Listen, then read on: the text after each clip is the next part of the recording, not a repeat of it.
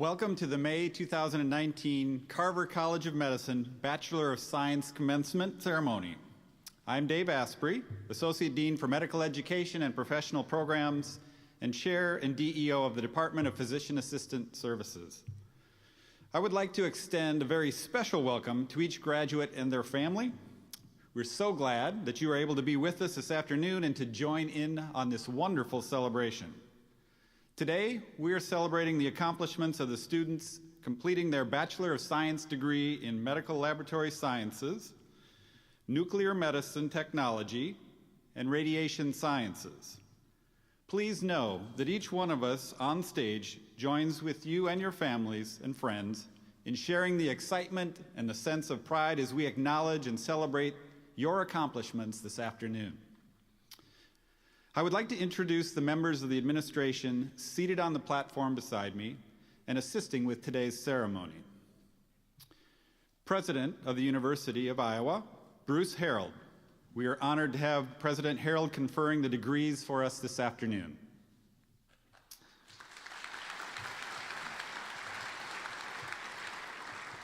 Dr. Colin Dane, Krabbenhoft Chair, DEO, and Professor of Radiology and Director of the Iowa Institute of Biomedical Imaging.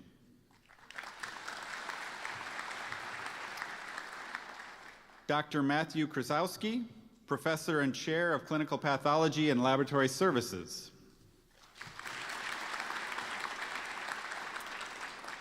Dr. Michael Graham, Professor of Radiology and Radiation Oncology and Medical Director of Nuclear Medicine Technology Education.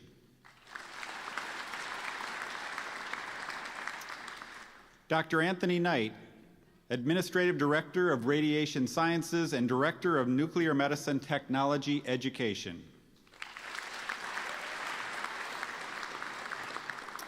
Stephanie Ellingson, Director of Diagnostic Medical Sonography Education.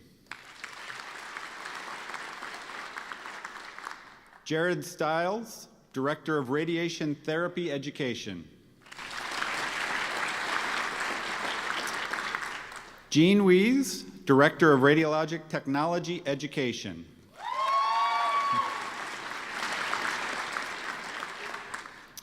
Angela Briggs, Manager of Pathology Instructional Services. And Jenny Myers, Director of Radiation Sciences Student Affairs.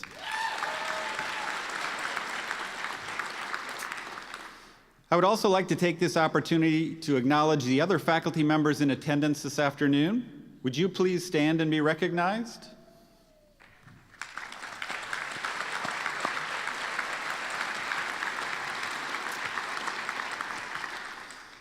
Finally, I think it would be fitting to acknowledge those who are in attendance today that are family members of the graduates. So parents, spouses, partners, siblings, grandparents, would you please stand and be recognized as well?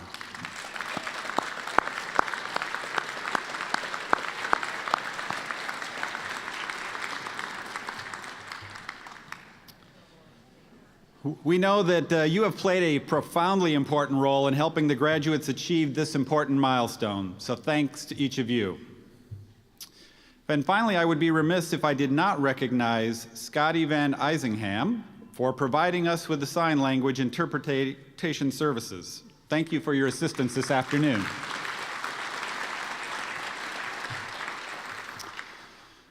And now I would like to introduce our first keynote speaker, Dr. Colin Dane.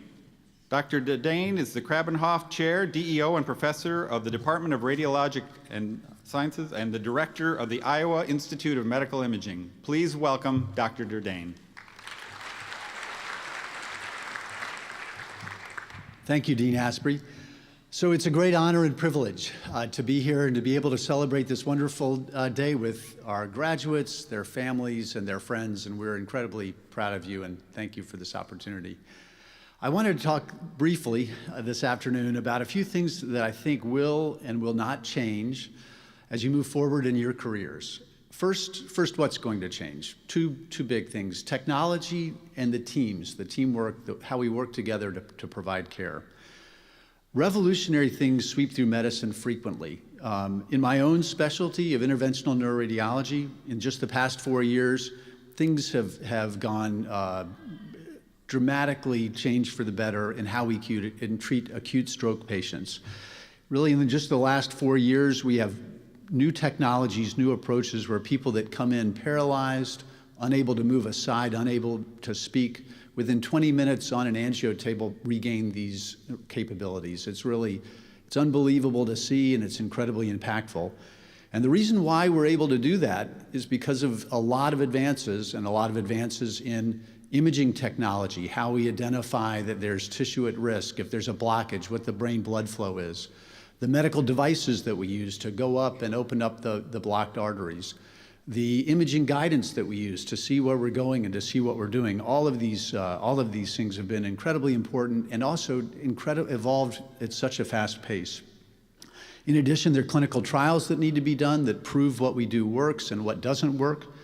And then finally, to make this really work and to make this work for a lot of people, it involves incredible teamwork. Teamwork where we have nurses, technologists, doctors, first responders, all working quickly to identify people, to bring them in quickly, and then continuously improve the process so that for every patient, we do it right, we do it fast, and we do it better every time. And that's sort of, I think, in a nutshell, what I'm talking about today, which is really technology changes so fast, and it's important to jump on it, and how we work together in teams is going to be incredibly impactful as you go forward. So the pace of change in technology over my career has been astounding. And it's fundamentally human for all of us to think tomorrow is going to be the same as today. And in many ways it is, but in a lot of ways it isn't. You look at your cell phones and your lawnmower engines and the technology I described. These things, they change incredibly quickly. And in terms of medicine, I think where things are really going to change in the near future, and there's going to be a lot of changes that I can't predict either, but optical imaging, photon counting CT scanners, image-guided therapy, which is what I do, but also others in other parts of the body and in the heart, nuclear medicine techniques, PET techniques. There's some stuff that's going on here at Iowa that's really unique in the world where we're injecting radiopharmaceuticals intravenously that are going specifically to cancers to treat cancers in a way that nothing else can be done. Four-dimensional movies of cardiac function, watching the heartbeat and figuring out what's wrong with the valve. Virtual reality for treatment planning. Machine learning for computer-aided diagnosis, quantitative measurements of tumors. The technology and the pace of change in all of this is incredibly rapid, and you're all going to be a part of it. And I want to encourage you all to really jump in and embrace these changes. If you see an opportunity to pursue something that really looks super cool and exciting, you should do it. And the impact of this will be enormous. You can really make a difference. And I want to call attention, if you look in your programs, you'll see that 3 of our graduates are Scott Heery scholarship winners. Well, Scott Heery was one of our CT techs who passed away several years ago, and there's an endowed fund in his name that we award to our students to honor his memory. Scott was always at the cutting edge of new CT technology.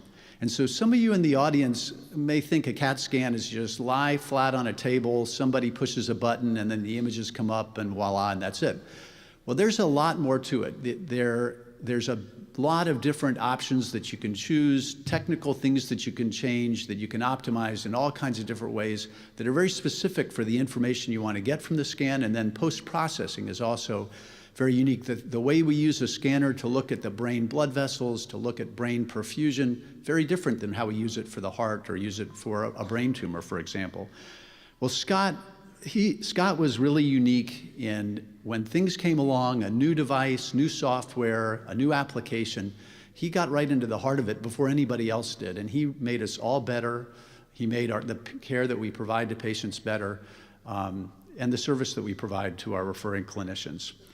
The second major area of change that I see is teamwork, and we talk about that a lot, but quality, safety, process improvement, these are things that are becoming more and more important in medicine generally, and we're doing a better and better job of it, but it's still a lot of work that remains to be done.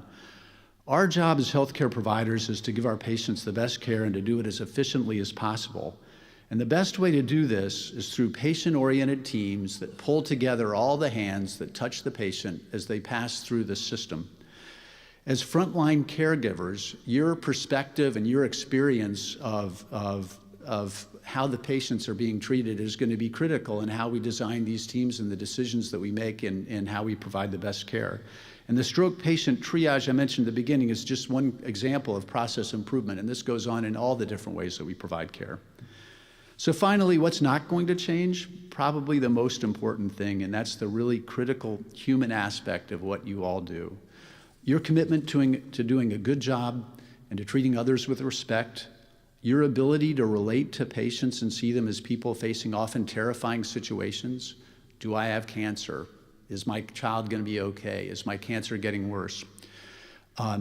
For many of you, you are going to be the face of the medical care team that these patients see. The person that they're going to spend the most time with during their encounter with us. In our increasingly technical world, these human interactions are really going to be more and more important, and that's not going to change. You're not going to be replaced by robots. It's really important. So to wrap up, you all have worked hard, you've learned much, you're ready to go on to the next step, jobs in healthcare or more education. Remember that what you're going to be doing in 10 years is probably very different than what you're going to be doing next month. You need to be open to that. Learn the new technologies that come along. Embrace the opportunities for professional development and leadership because you're going to have them. Keep your eyes on the horizon and don't forget the importance of the human touch. So good luck.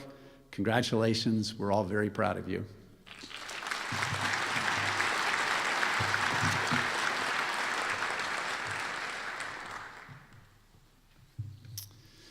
Thank you, Dr. Dane. Our next keynote speaker is Dr. Matthew Krzyzewski. Dr. Krzyzewski is a professor and chair of clinical pathology and laboratory services. Please welcome Dr. Krzyzewski.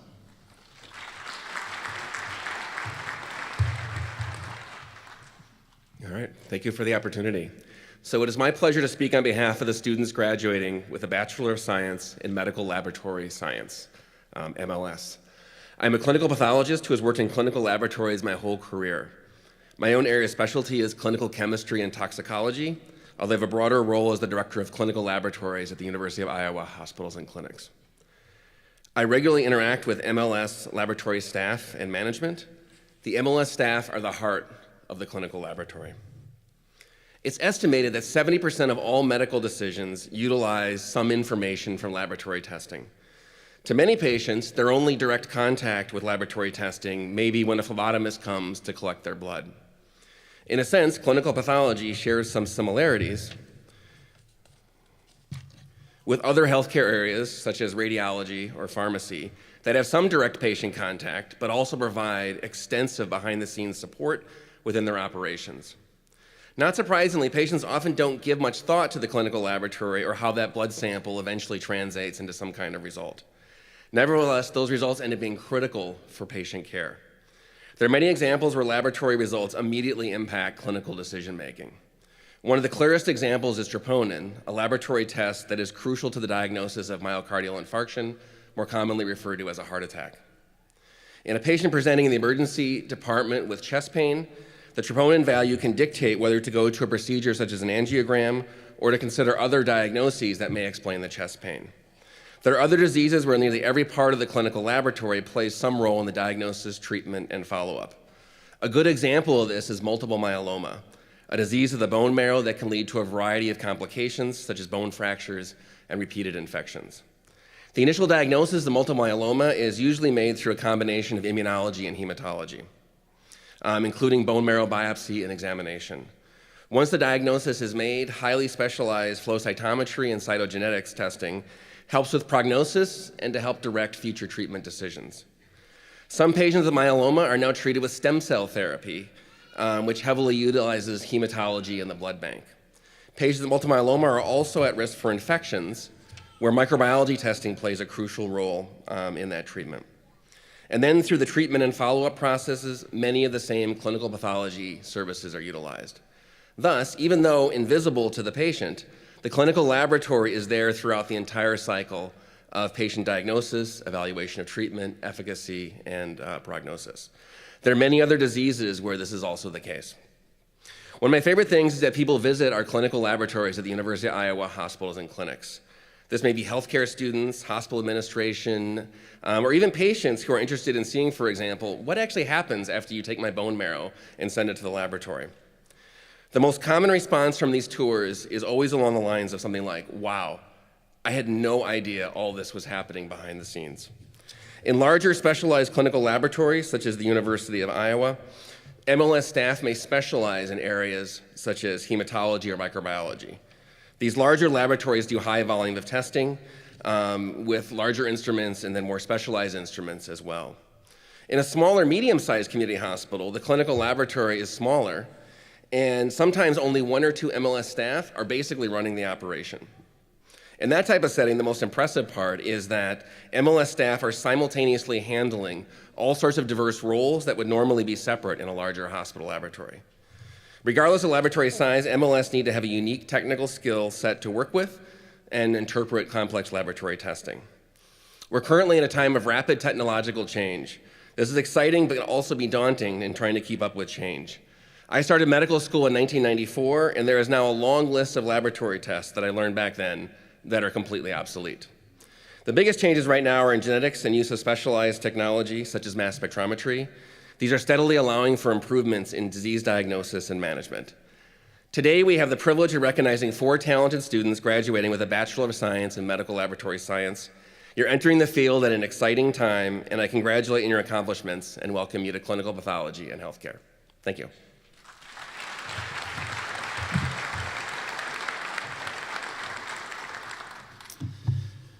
Thank you, Dr. Krzyzewski. Our next speaker, Sidney Thomas, is a member of this year's Radiation Sciences graduating class who was chosen by her peers. Sidney is a radiation therapy student from Eldridge, Iowa, and is also graduating with a second major in health and human physiology. Makes you wonder what she did with all her spare time, eh? Please join me in welcoming Sidney Thomas.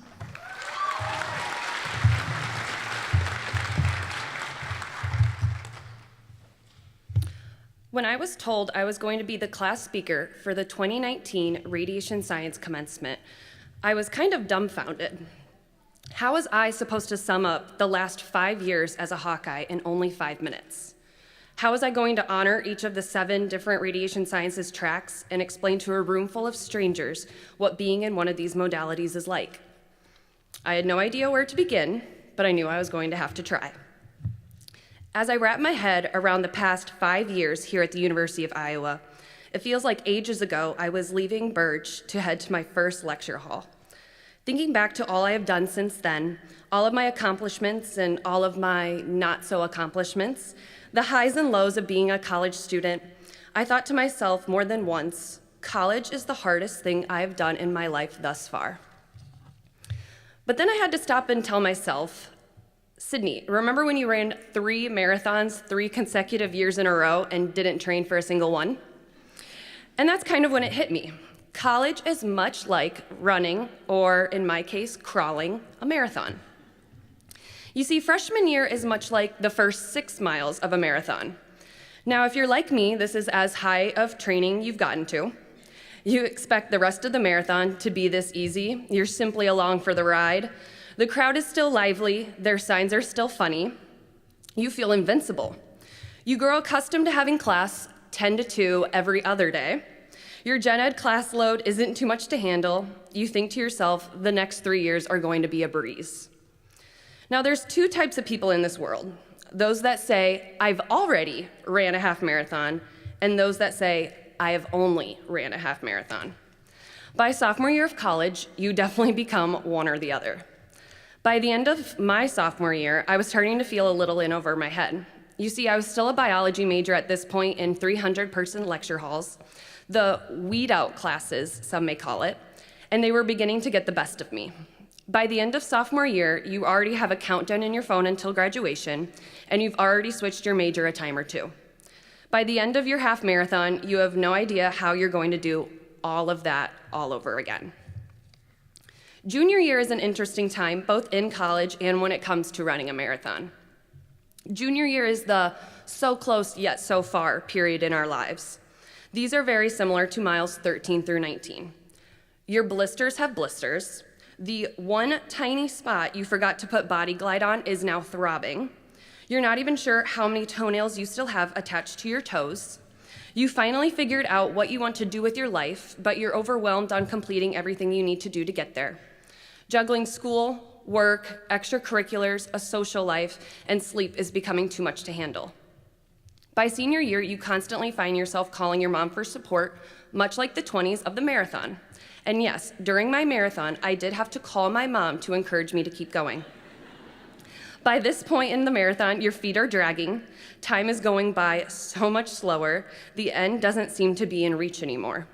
By senior year of college, the exhaustion of classes, clinical, final projects, boards, applying for jobs, finding references feels like too much. The 20s are the senioritis of running a marathon, but somehow you dig deep, your feet keep going, slowly but surely you get closer and closer to conquering your marathon. When I finished my first marathon, I cried the second I crossed the finish line. And to nobody's surprise, when I finished my last college final, I too cried a little. It's hard to explain the instantaneous amount of euphoria one feels when they cross a marathon finish line. It takes a lot of physical, but also mental and emotional strength to put your body through 26.2 miles, and it takes a heck of a lot more to put your body through 5 years of college. And that is why I am standing in front of you today. I can only think of how proud I am. I'm proud of myself for completing 2 degrees in 5 years. I'm proud of all of you for enduring 2 to 3 years. And I'm proud of the University of Iowa College of Medicine for creating such an impactful radiation sciences modalities and for their constant retention in these programs. Although these programs are rewarding, they do not come easy. Through the last 2 to 3 years, we have found a way to stick together, lean on one another to complete our designated modalities. Although we have separate pathways, we created a band of brothers to help one another in our conjoined classes. Through the Radiation Sciences Student Organization, we've created a union, if you will, to better ourselves and the radiation sciences students to come. And as we get ready to turn our tassels over, we can finally say we have reached the summit of our college careers and are now ready to enjoy the view. The University of Iowa Hospitals and Clinics is known for their saying, changing medicine, changing lives.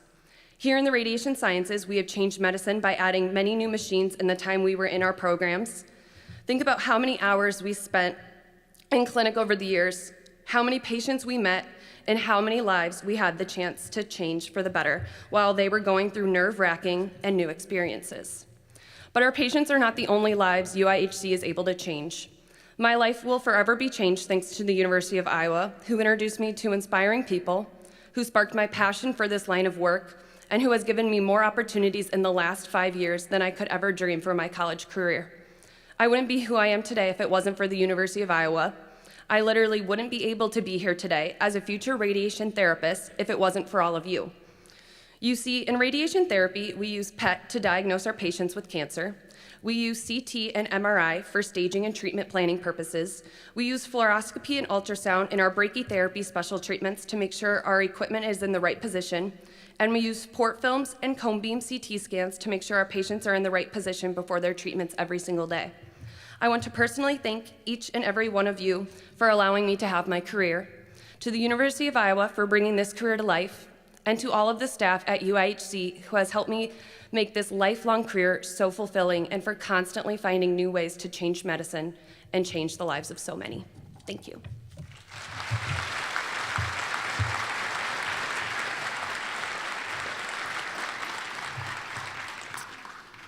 Thank you, Sidney, for sharing your story with us today.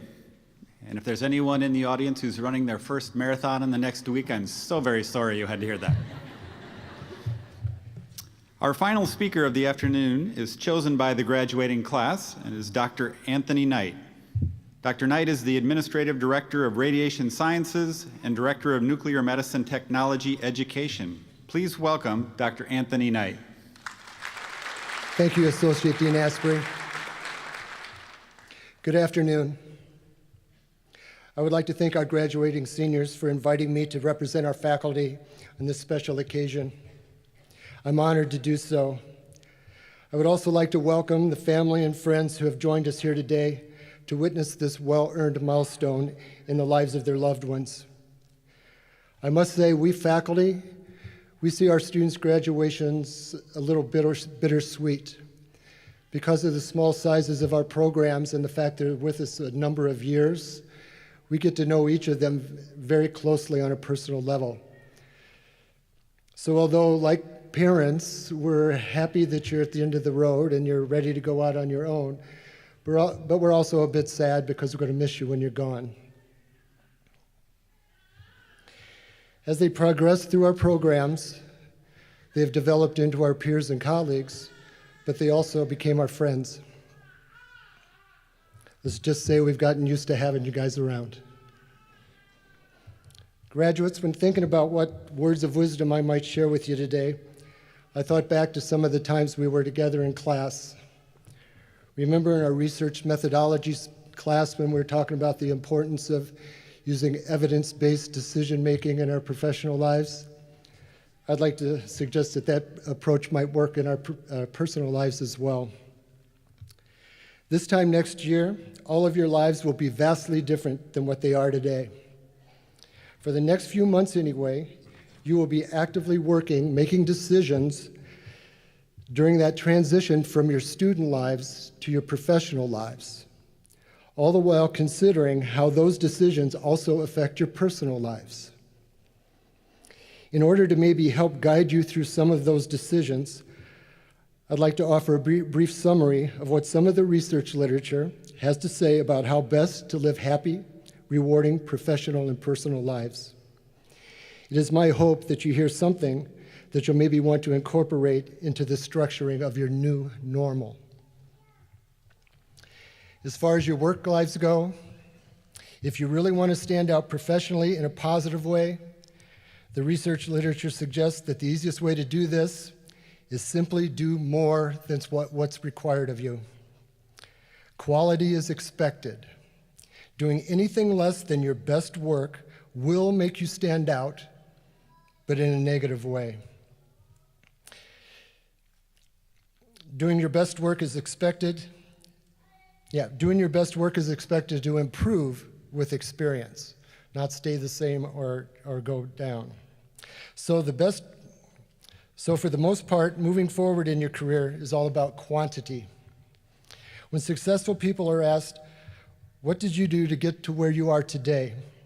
They most often report that it was because they did more than the next person in the road to success, especially stuff that they didn't have to do, or no one else wanted to do or thought to do. Their resumes were longer, not prettier. When your assigned work is done and there's still time to your workday, rather than head to the break room or to your cell phones, find other constructive ways to contribute. Anything extra you do that fosters a positive work environment will be noticed, remembered, and respected. Quantity is what gets you that next level position. Remember, employers like to hire and promote people that have done stuff, especially stuff that's not in your job description. As far as your personal lives go, I'd like to report briefly to you what some of the positive psychology has to say about happiness and how best to find it. The first thing to note is the evidence suggests that lasting happiness, as opposed to short-term experiences of pleasure or joy, emerges from how and why we do things, not from what we get by doing those. Satisfaction and dissatisfaction, feelings of success and failure are relative to our recent experience, and they all have very short half-lives. Seeking happiness through material achievement requires ever-increasing abundance of things, and that becomes increasingly difficult to obtain. Research suggests that if we truly wish to organize our life in ways that might help us maximize our experience of well-being, we should focus on intrinsic rewards, those feelings of satisfaction that come from within, that really have no upper limit to their abundance if we, after reaching our goals, continue to set new ones and then reorient our motivations towards reaching those goals.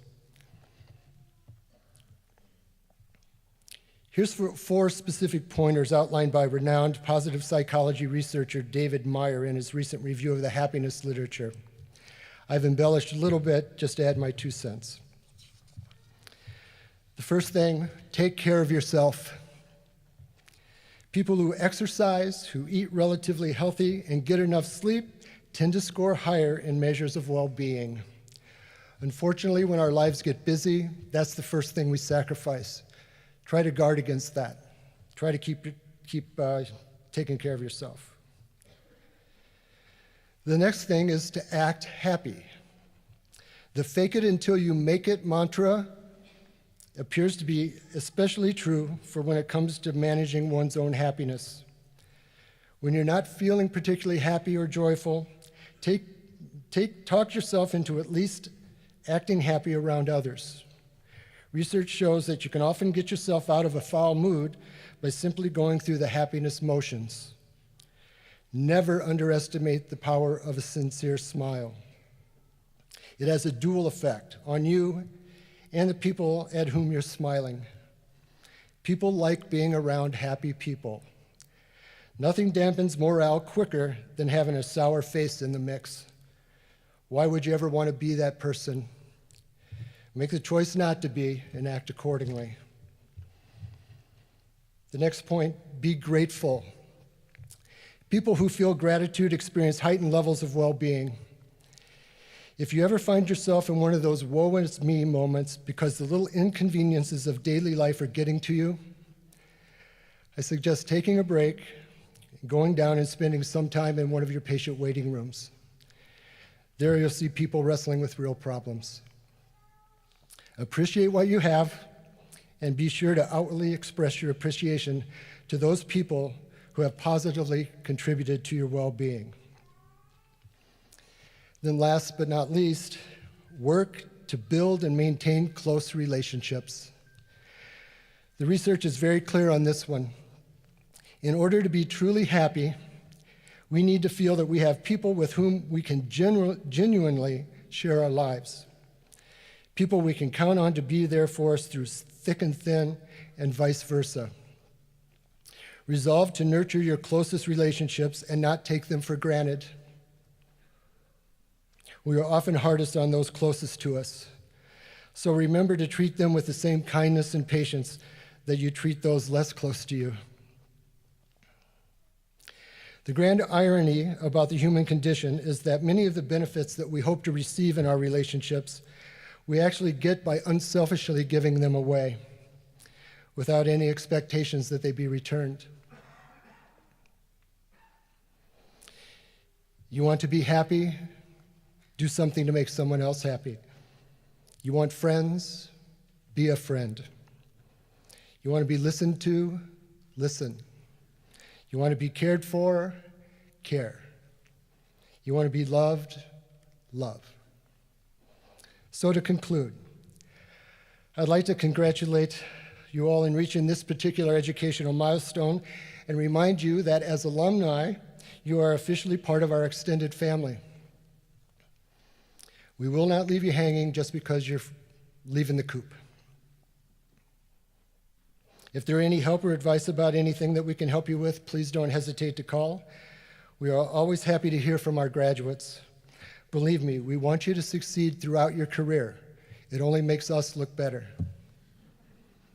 Please know that we are proud of you and that we wish the very best for you. Do keep in touch, and thank you for being such a meaningful part of our lives these past few years. Thank you.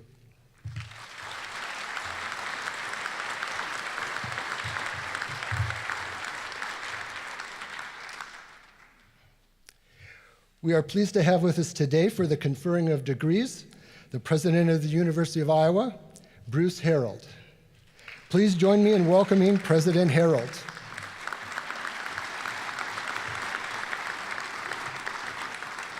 Thank you. Will the Go ahead. Will the candidates for the degree of Bachelors of Science in Medical Laboratory Science, Nuclear Medicine Technology, and Radiation Sciences please rise? few words you've all been waiting to hear. On the recommendation of the faculty of the Carver College of Medicine and by the authority invested in me by the Board of Regents, State of Iowa, I confer on each of you the degree of Bachelor of Science in Medical Laboratory Science, Nuclear Medicine Technology, and Radiation Sciences as qualified and designated. Congratulations.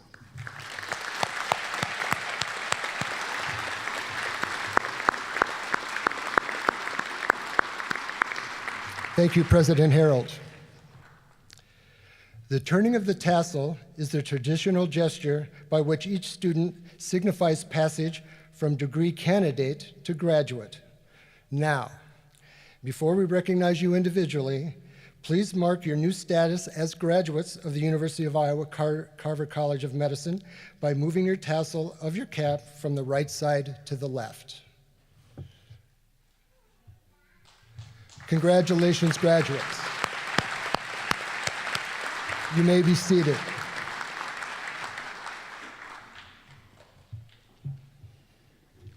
We would now like to recognize each graduate individually. It's going to take us a second to set up.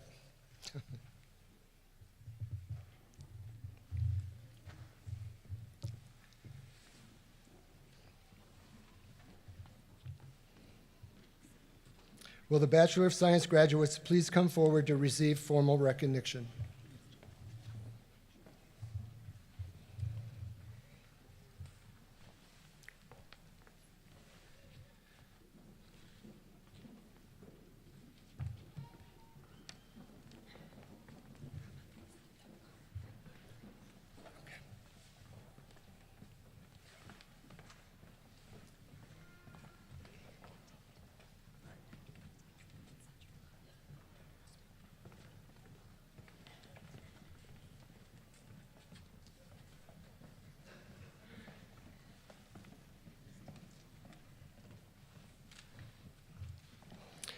Alex Brader.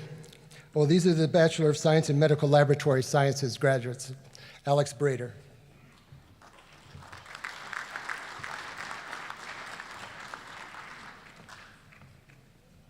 Tara Dowdy.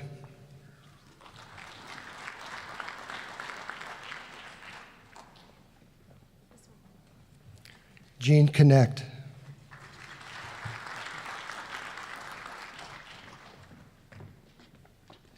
Amy Liu.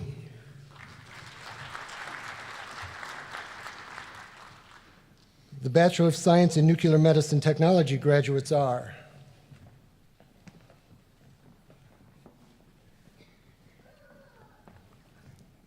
Taylor Fall.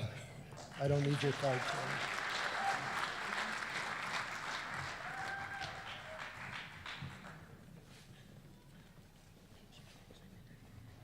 Taylor Gorney.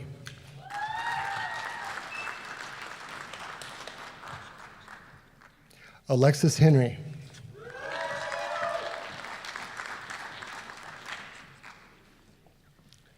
Taylor Hirschberger.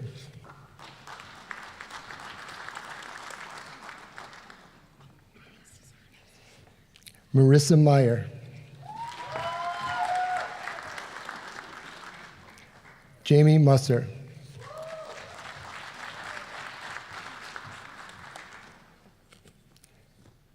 Jacoby Winya.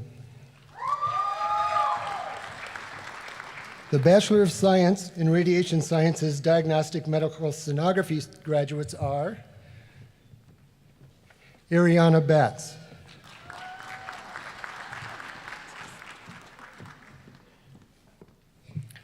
Shelby Brecht, Allison Kofer,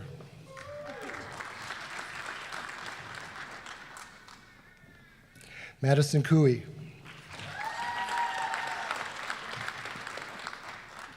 Madeline Cord,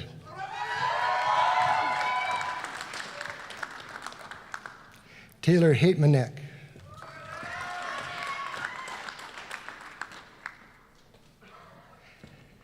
Tia Hovden,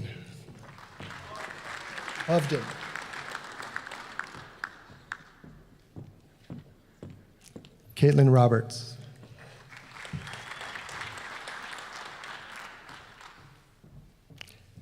Georgia Sanderson.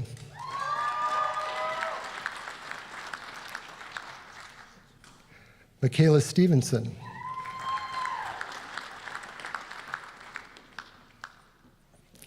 Sidney Utermark.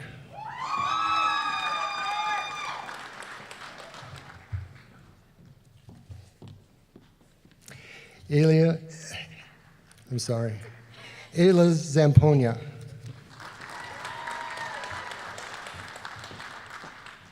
The Bachelor of Science in Radiation Sciences Radiation Therapy graduates are Margaret Cruz.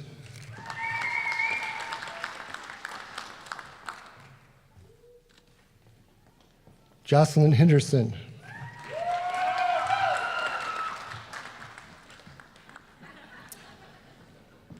Nicole Hoffman.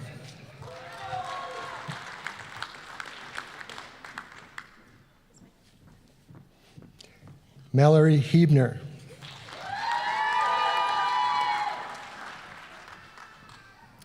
Natalie Prizik.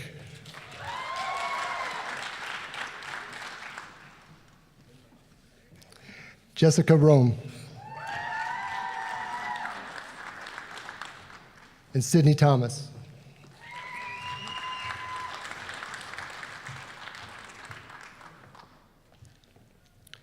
The Bachelor in Science in Radiation Sciences Radiologic Technology graduates are Elliot Adam.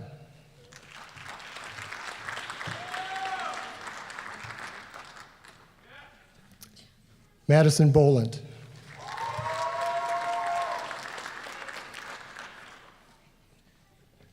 Lacey Constein.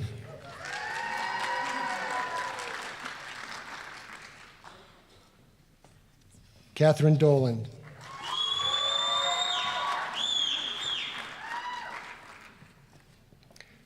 Ryan Hogeman.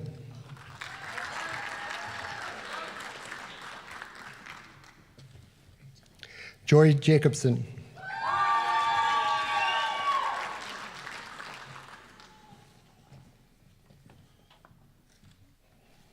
Michelle Montero.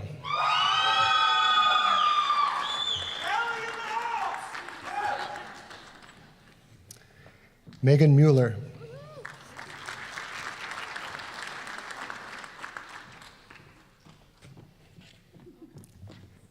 Delaney Olcott.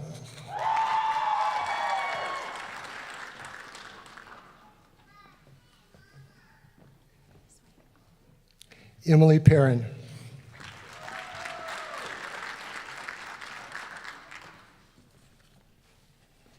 Amanda Sivak.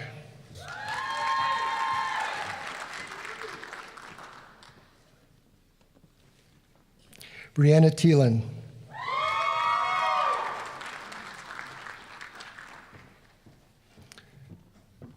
Asaju Walker.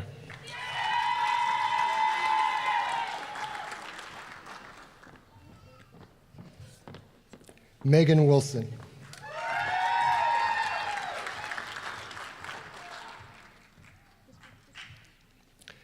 The Bachelor of Science in Radiation Sciences RT to BS graduates are Daniel Clary.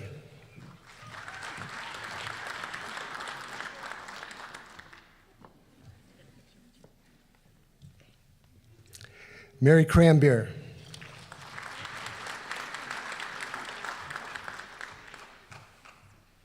Kelly Nelson.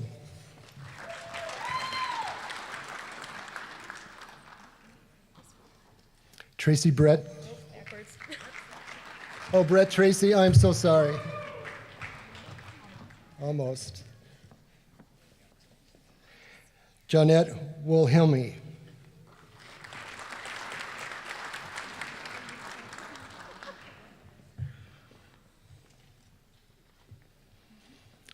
Congratulations to all the graduates. Let's give them a big round of applause.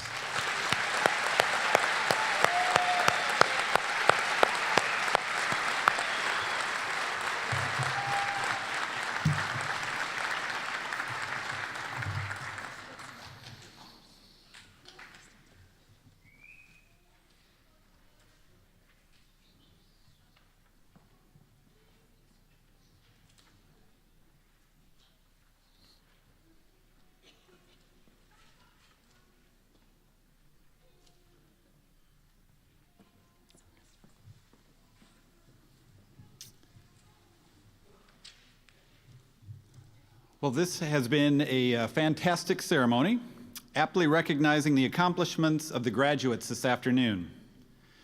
We know that you have had to work long, hard hours to persevere at times when you may have felt like giving up, that you have spent hundreds of hours to hone your skills in order to become a healthcare professional and a critical member of the healthcare team. As a college and university, we take great pride in our graduates and are excited to welcome you to the ranks of the Carver College of Medicine alumni.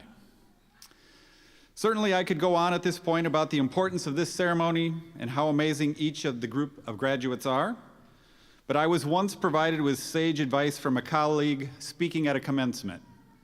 He informed me that speaking at a commencement is like being the corpse at a funeral. It's critically important that you be there, but no one really wants to hear you speak. So with that wise admonition, I will close our ceremony today by saying, colleagues, friends, and family, allow me the distinct pleasure of officially presenting to you the graduates of the class of 2019. Please.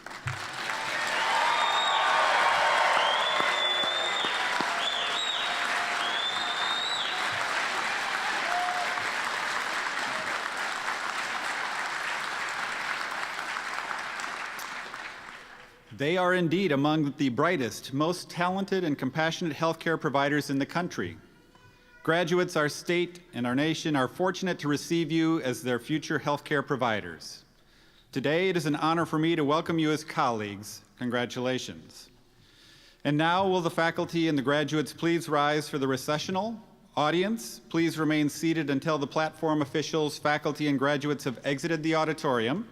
We look forward to interacting with you at the reception in the Stanley Cafe. Thank you and have a great day.